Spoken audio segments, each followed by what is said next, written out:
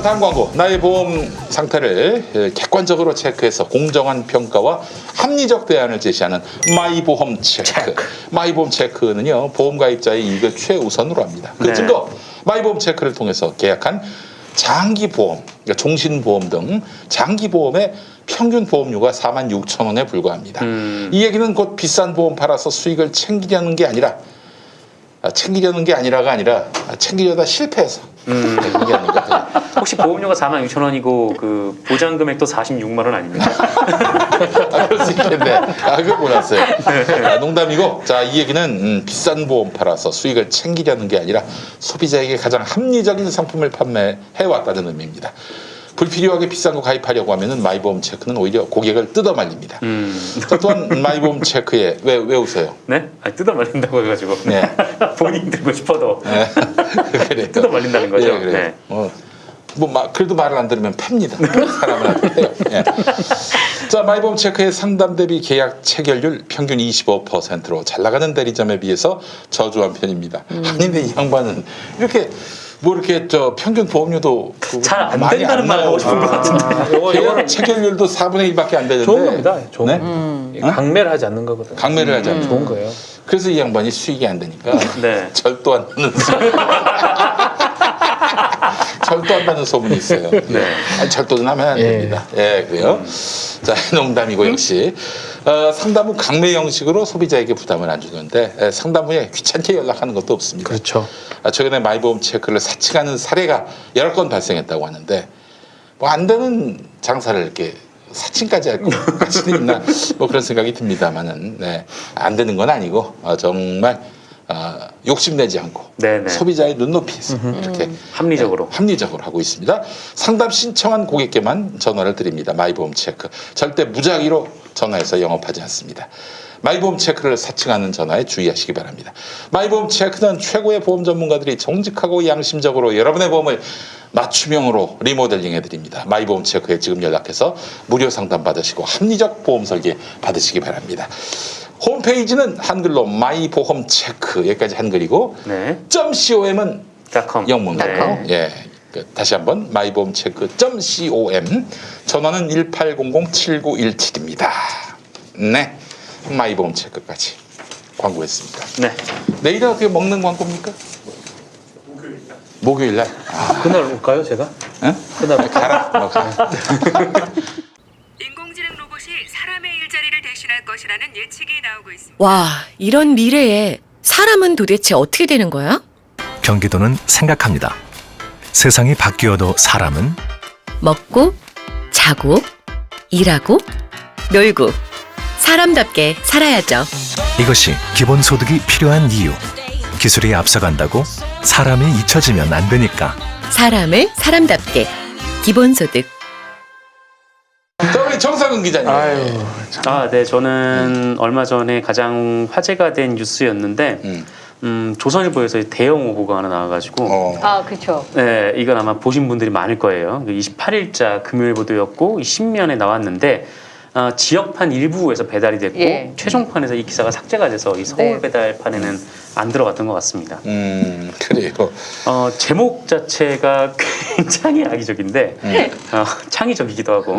창의적이에요? 네, 조민, 세브란스 병원 피부과 일방적 찾아가 조국 딸이다. 의사고시 후 여기서 인턴하고 싶다. 대박이야. 이게 제목이었어요. 예. 저는 조선일보 제정신 아니라고 생각해요. 저도요. 보고 네, 바로 저 알았어요. 기사. 박상현, 황지윤 기자가 쓴 기사이고. 둘이 구속돼요, 저래 되면. 난 구속까지 돼? 구속돼야 상황이에요. 아니 지금 문제제기 했잖아요. 저는 근데 뭐 조사 시작되고 하고 거짓말을 쌓고 하면 어떻게 취재한지 얘기를 하겠지만, 네, 정 기자님. 네, 이 박상현 기자는 좀 흔한 이름이라 이 동명이인지 모르겠는데 이 지난 5월에 그 윤미향 민주당 의원 부부가 탈북자 월북을 회유했다 이 보도를 했던 사람 이름이 진짜. 박상현이더라고요. 같은 사람일 겁니다, 아마. 그리고 그 인천국제공항 비정규직 관련 보도에서 이제 운 좋으면 정규직 뭐 이런 기사를 쓴 사람도 이제 잘 쓰네, 박상현이에요. 기사. 네? 단독 많이 쓰네. 네. 창의적인 단독. 네. 그런 상황인데 가짜 단독. 네, 가짜 단독. 가단. 다 이제 좀 너무 창의성이 많이 들어갔던 기사였죠. 제가 너무 말씀드린 거. 많이? 대단하다. 그리고 이 보도의 내용을 좀 살짝 말씀드리면 이 조국 전 장관의 딸 조민 씨가 의사 국가고시 실기 시험을 앞둔 지난 26일 신촌 세브란스 병원 피부과를 홀로 찾아가서 담당 교수를 만나서 내가 조국의 딸이다라고 아니, 이 정도 쓰려면은 미쳤어. CCTV를 봐야 돼요. 잡거나 그 정도 아니면 이렇게 못 써요. 어떻게 씁니까 겁나서. 아니 난 무슨 조자룡인 줄 알았어. 홀로 어디 들어가가지고 야. 내가 누군데 막 이렇게 얘기를 했다라는 거고. 그리고 이 면담은 사절 조율 없이 이 조민 씨의 일방적 방문으로 진행이 됐다. 담당 교수를 만나는데 이 조민 씨가 일방적으로 찾아가서 내가 조국 딸이다라고 했다고 이 병원 관계자들이 만나게 해줬다라는 거잖아요.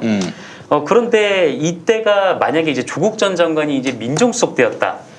뭐 그러면은 뭐 소설 개연성이 있네. 말이 안 돼. 안 되지. 생각이 들 텐데 시점이 또 지난 26일이에요. 지난 26일이면 이 조국 전 장관이 지금 현재 한국 사회에서 어떤 상황에 놓여 있는지 조국 딸이라면 돌판에 맞는데 그 얘기를 한다는 게. 뭐 그런 상황이 뻔히 아는데 이 조국 전 장관의 딸이 이제 말도 안 찾아가가지고 이렇게 했다라는 거죠. 그리고 그날 이 조국 전 장관이 자신의 SNS를 통해서 이 조선일보의 이 신문 지면에 실린 사진을 첨부를 한 뒤에 제 딸이 세브란스 병원 피부과를 찾아가서 인턴을 부탁했다는 완벽한 허위 기사가 실린 오늘자 조선일보 종이신문을 확보했다. 조선일보 및 박상현, 황지윤 두 기자에게 엄정한 법적 책임을 묻겠다. 이렇게 썼습니다. 그리고 같은 날 이 정기양 연세대 의과대 의학과 피부과학 교실 교수가 자신의 SNS에 교수님들한테 다 물어보니까 조민을 만난 사람이 없다더라. 없겠지 당연히. 당연히 없겠죠. 그래서 누가 교수실에 내가 조국 딸이라는데 누가 들여보내줘요? 아이고 내가 조국 딸이요. 무슨 암행어사 줄 때야 뭐야? 그러니까 뭐 갑자기 뭐 절을 할 것도 아니고 어쨌든 뭐 그렇게 얘기를 했습니다. 어쨌든 그 기사가 사실이 아니다라는 거죠. 근데 이 기사를 보면은 아주 매우 악의적인 게 일단 취재원이 명확하게 드러나지 않아요. 그리고 그런데 이제 마치 이제 거기 있는 사람이 얘기를 했던 것처럼 기사를 전지적 썼다라는 시점처럼. 거죠. 그리고 뭐 취재원은 근데 뭐 상황에 따라 가릴 수도 있죠. 가릴 수도 있는데 그런데 이제 기사 말미에 보면은 정부가 최근에 공공의대 신설 등 이른바 4대 의료정책을 추진하면서 전국 의과대학 의전원 졸업 예정자 89%가 국가고시를 거부하고 있는데 이 부산대 의전원 4학년생인 조민이 국가고시 거부에 동참하지 않았다. 이렇게 썼습니다. 그러니까 이게 기사 내용이 이렇게 쓰면은 이게 뭐 의대생들의 행위가 좋다 아니다를 일단 떠나서 조국 전 장관의 딸도 그 어떤 학교에 다니고 있는 학생이잖아요. 그리고 그 학생들의 거의 대부분이 국가고시를 보지 않겠다라고 얘기를 하고 있는 상황이란 말이죠. 근데 우리나라에서 발행 부수가 제일 많다는 이 매체가 조민은 본다더라. 본다면서 그 교수를 찾아가서 이렇게까지 행위를 했다라고 하면은 이 동급생들 사이에서 이 조민 씨가 가지고 있는 위치가 어떻게 되겠습니까? 아주 정확하지 않은 보도 때문에 정확하게 그 본인이 그냥 만들어낸 거잖아요 지금 보면. 그러니까요. 네. 어떤 유튜브 같은 거 보고. 그런데 정작 그 엄청난 피해를 이 조민 씨가 겪어야 된다면은 이거를 또 어떻게 보상을 하냐라는 거죠. 전화를 한번 해보면 안 돼요? 아니 근데 세브란스 병원에? 아니 저는 조민한테 물어보든가. 저는 저 첫판 기사를 그 조국 전 장관이 그 올렸을 때 페이스북에 올렸을 때 읽고 저도 봤어요 바로. 기가 막혔습니다. 이거는 어떻게 저런 기사를 쓸 수 있을까? 야. 이거는 너무 악의적인 기사예요. 그렇죠. 네. 이제 30도 안 된 분이거든요. 물론 뭐 20살이 넘은 성인이지만. 아유, 안 되죠. 근데 그렇다고 거짓 정보로 남들한테 욕을 먹을 만한 이유는 없는 거잖아요. 그게 30살이든 40살이든 50살이든. 못 잘라고 그래요. 네. 저는 진짜 올해 2020년 제가 봤을 때 거의 그 최악의 보도 1, 2위를 다투는 겁니다, 저거. 그리고 이 조선일보 쪽에서 이 대응이 나왔는데 이 미디어 오늘이 취재를 하니까 저는 좀 뜻밖의 얘기였는데 오늘 아침에 상황을 파악했다라는 대답이 나온 거예요. 이 조선일보 관계자가 지면을 지켜 나왔는데 오늘 아침에 상황을 파악했고 언제 가판에서 빠졌는지 경위를 파악하고 있다. 저것도 헛개비가 저것도 야간 국장을 일단 저것도 제가 기자 생활 20년 넘게 했는데요. 있을 수가 없는 조선일보 지면에 첫판에 실렸다가 그게 빠졌잖아요. 네. 근데 내부에서 아무도 모른다? 개껌입니다. 말이 안 되죠. 그러니까 이제 이것도 역시 뭐 신문 돌아가는 메커니즘을 모르는 사람들로 하여금 뭐 그럴 수도 있는가 보네. 이렇게 넘어가 주길 실수였나 보네. 바라는, 넘어가 주길 바라는. 저 그럴 수 초판 없어요. 실렸을 때 빠졌을 때 야간 데스크, 사회부 데스크, 편집국장 다 난리 났을 겁니다 아마. 그러니까 만약에 이게 그냥 이 초판 그대로 전국판이 쭉 나왔다. 네. 그리고 논란이 되고 나서야 봤다. 뭐가 씌었나 보다라고 생각을 할 그래 텐데. 차라리 근데 이게 빠졌단 말이죠. 그쵸. 이게 빠졌다라는 것은 그 이전에 이미 엄청난 내부의 논란이 있었던 거고. 아니, 데스킹이 없었어요? 네, 그러니까 데스킹 초판에 과정이 있었던 실렸다가 거고. 데스킹 한 거지. 지면에서 빠졌다는 게요. 그게 데스킹이 된 거니까 초판에 어떻게 실렸는지 모르겠습니다만 아니 데스킹도 했을 거고 편집 기자가 여러 명 다. 실리고 했을 나서 거죠. 지면에서 빠졌다라고 하는 거는 조선일보 내부에서 그만큼 엄청나게 뭔가 논란이 제기가 그러니까 됐었다는 이제 거죠. 보도가 나왔을 때는 야 체크됐어? 아까 체크됐다고 하던데요? 그래? 그럼 됐겠네 하고 냈는데 체크된 거 아닌데? 왜 나갔어? 어떻게 나간 거야? 찍혔어? 이렇게 그러니까 저는 나왔던 일은 아니었는지 싶은데 저는 그 삭제된 초판 기사를 보면서 저게 만약에 음. 조선일보 초판 기사가 데스킹이 되고 나서 초판에 실렸다라고 한다면은 저는 그래 봅니다. 저는 조선일보 데스킹에 심각한 문제가 그렇죠, 있다고 그렇죠. 보는 문제죠. 거죠. 이건 그렇죠. 저기 취재 기자부터 편집국장까지 대가리 박을 일이에요. 그렇죠. 이거는 진짜 심각한 뭐 문제가 있는 거예요. 어쨌든 이게 교체가 됐다는 건 데스킹을 봤다라는 봤다는 얘기예요. 거죠. 그건 분명히 데스킹을 봤다고 봐야죠. 봤다라는 얘기인 건데 미디어 오늘의 조선일보 관계자 누굴 취재했는지 모르겠지만 이 관계자 입에서 어떤 경위인지 파악하고 있다라는 대답이 나오는 아니 거는 그게 정말 왜냐면 저는 예. 이제 저기 두 가지 경우라고 보는데 만약에 조선일보는 취재를 할 때 편집국에서 직접적인 대응을 안 합니다. 그 창구가 경영기획실이거든요. 홍보팀. 예, 그러니까 만약에 그 패턴이 계속 유지가 되고 있다면은 경영기획실에서 그렇게 얘기했을 그렇게 수는 얘기했을 있어요. 수 있죠. 경영계시라면 그렇게 얘기했을 수 있고. 근데 어쨌든 여기서 이제 좀 몇 가지 좀 생각이 좀 전 들었는데 어쨌든 일단 조선일보는 바로 다음 날 바로 잡습니다. 실었어요. 오보를 인정했어요. 전 그리고 봤어요. 사실관계를 충분히 거치지 않은 부정확한 기사였다라고 인정을 했고. 그리고 이 본지 취재 윤리규범은 확인된 사실을 기사로 쓴다. 사실 여부는 공식적인 경로의 복수의 취재원을 통해 확인한다고 명시하고 있다. 라는 걸 전 처음 알았네. 어쨌든 그 내용이 들어가 있고. 그리고 이 본지 제작 과정에서 해당 기사가 뭐 규범을 위반한 것으로 판단을 삭제했다. 그래도 불구하고 뭐 보도가 어떻게 됐는지 또 경위도 쭈루룩 했어요. 뭐 기자가 뭐 강남의 한 식당에서 연세대 들었고 누구랑 뭐 만나가지고 이렇게, 뭐 예. 어쩌고저쩌고 막 이렇게 이런 경위였다라고 했어요. 그래서 이 조선일보로서는 사실 바로잡습니다 치고는 꽤 많은 비중을 할애해서 보도한 게 맞기는 해요.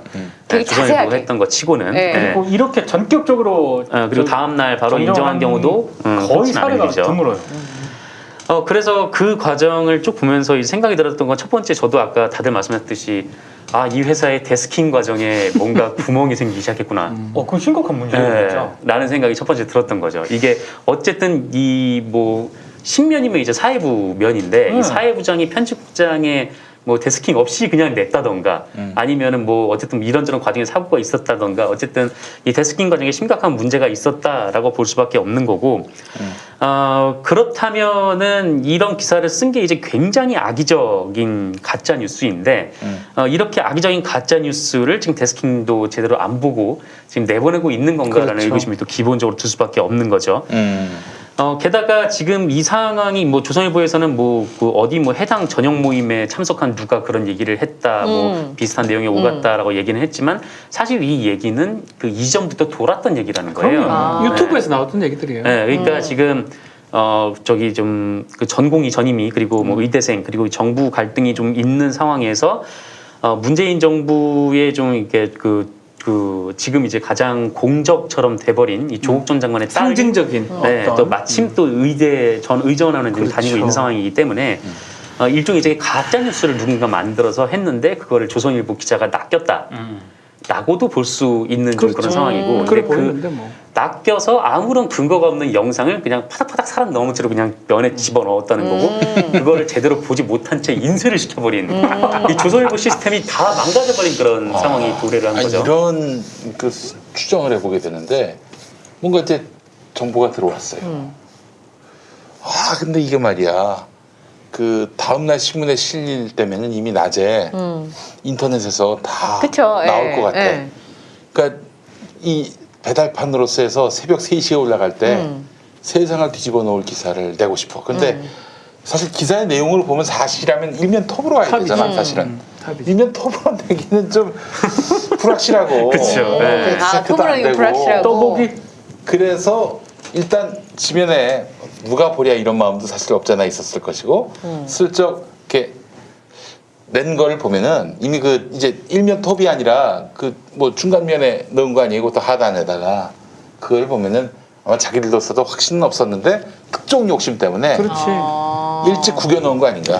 예전에 우리 조국 수사할 때 조국 장관 수사할 때 보면 그래요. 대부분 잘못된 오보인데 이런 식으로 나왔거든. 자신 없으면 뒤에 슬쩍 조금 적게 해놓고 그리고 조국이 장관이 힘드니까 한 번도 대응을 못했는데 지금은 뭐 따박따박 대응한다고 본인이 밝힌 상황이고 저도 좀 이런 생각이 들거든요. 뭐 잘못되는 건 당연한 거고 확정 편향이 있었던 것도 당연한 것 같고 네. 그 데스킹까지 거기에다가 좀 특종의 욕심 아니 단독 욕심 그게 앞에 내긴 좀 뭐하고 뒤에 슬쩍 내놓으면 뭐 아니면 뭐 아니다 뭐 미안합니다 칼라고 했는 거 아닌가 근데 덜 그래도 안 되는 거죠. 아니 이거 심각한 건가? 만약에 그런 판단했다면은 조선일보 최악이네. 그 내부의 정무적 감각은 이거 진짜 제로. 시스템이 망가졌다라고 막 계속 진짜 제로예요. 그런 상황인 거죠. 이미 그 무너졌다고 저는 생각을 하고요. 일단 아니면 말고고 그리고 무엇보다도 잠시간에 지금 이제 언론사의 가장 큰 문제가 뭐냐면 요즘 언론들 어그로가 진실보다 더 중요한. 그렇죠. 어그로가 더 진실. 조회수 이런 것 때문에. 그렇죠. 어그로가 진실을 압도한 세상이 됐기 때문에 하여간 이게 가짜 뉴스가 돼서 개망신을 당하건 말건 논란이 되고 빈축을 사고 비난을 사더라도 어그로를 끌면 된다. 관심을 끈다. 그래서 지금 팩트보다도 어그로가 더 중요시돼 있는 구조가 여기서 드러난 게 아닐까. 어떻게 확인도 안 하고 일단 기사를 쓸 수 있겠어요. 그리고 또 하나 이 사건을 보면서 느낀 게 문제가 딱 되니까 조선일보가 빗싹을 했다는 거죠. 빛의 속도로 삭제를 했다는 거죠. 쫄았다. 이거 확실히 쫄았다라고 생각할 수밖에 없는 게 손해배상 한다고 하고 네, 조국 전 장관이 최근 계속해서 이제 언론인들을 가짜 뉴스를 생산하거나 아니면 그걸 유포하거나 아니면 너무 지나친 좀 악의적인 기사를 썼던 기자들, 뭐 그리고 유튜버들 지금 다 고소고발을 하고 있잖아요.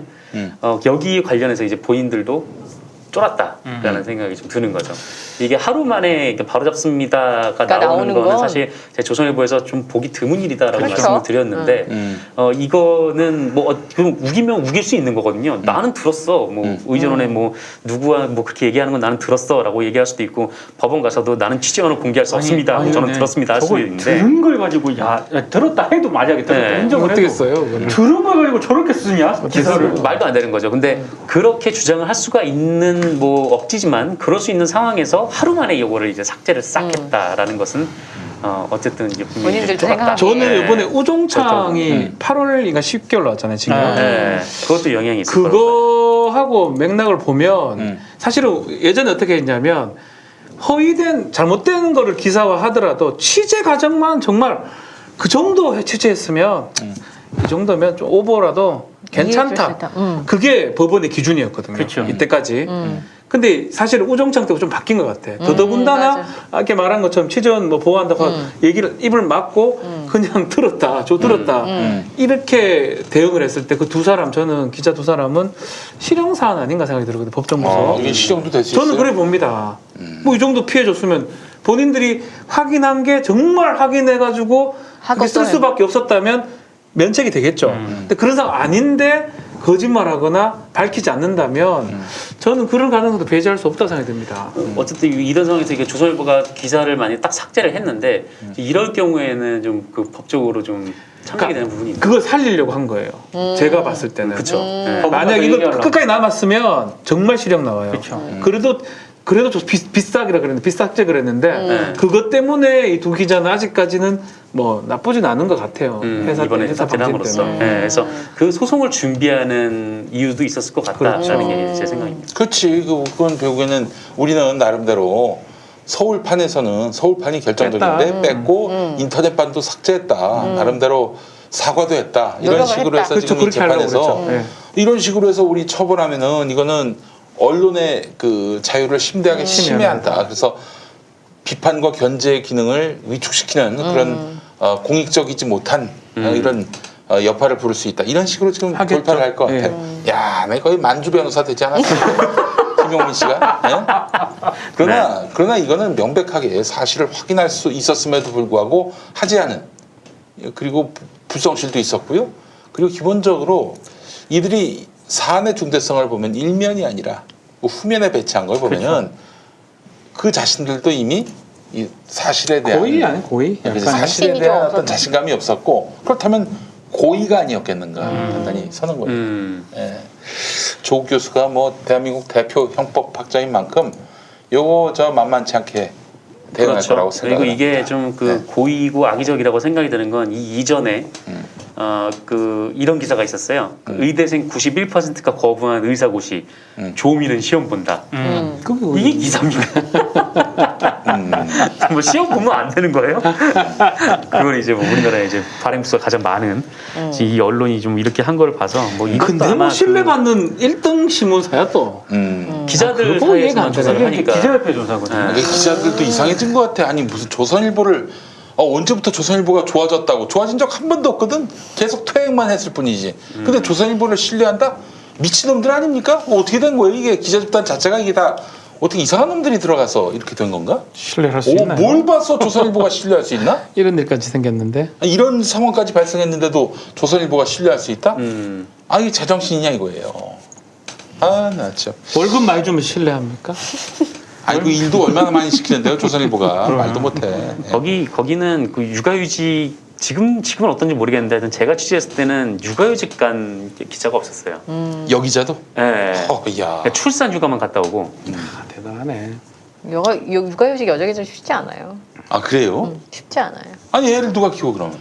그러니까 이제 그래서 이제 보통은 부서를 조금 뭐 이렇게 그 속보나 이렇게 좀 덜 나오는 부서로 가서 예. 이제 제 시간에 퇴근하는 것만으로도 그러니까 저는 그런 경우 꽤 많이 있었거든요. 그래서 부서장이 여자 기자 많이 받는 거 싫어해서 대놓고 막 나 싫다고.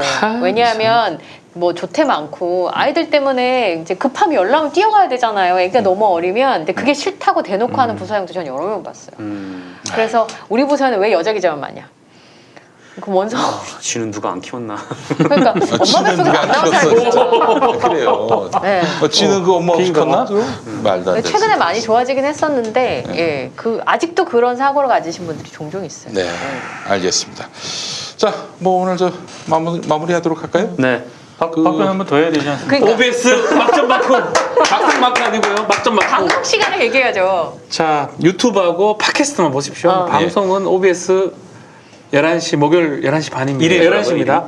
막전 마쿠. 막전 마쿠. 예. 막걸리 아닙니다. 홍정욱을 생각하시면 되겠습니다. 아, 7막 7자. 7막 7자. 아, 맞네. 홍정욱입니다. 홍정욱. 마약입니다. 우리. 그런 것도 잊어버린다고. 막전 마쿠. 네, OBS 막전 마쿠. 알겠습니다. 자, 지금 보니까 더 워룸 뭐 그 지금 하고 있는 모양인데. 네. 예. 빠졌죠, 사람들이? 빠졌나요? 아니요, 우리 좀 10,000명이에요. 오, 10,000명. 만 네. 명. 자, 뭐 이쯤 맞춰줍시다. 뭐 또 네네. 개평을 줘야지. 네, 개평. 자, 그래요. 뭐 시간 나오시면 가서 보시던지. 보내드려야지. 워룸으로 가세요. 아, 난 집에 가려고. 피곤해서. 자, 오늘 함께 해주신 우리 네 분 너무 감사하고 우리 박지훈 변호사님 감사합니다. 잘 되시길 빌면서 네. 네. OBS 막전 마쿠 많이 구독해 주시고요. 예. 자, 관훈 라이트 클럽 모두 마치겠습니다. 다음 주에 뵙겠습니다. 감사합니다. 고맙습니다. 고맙습니다.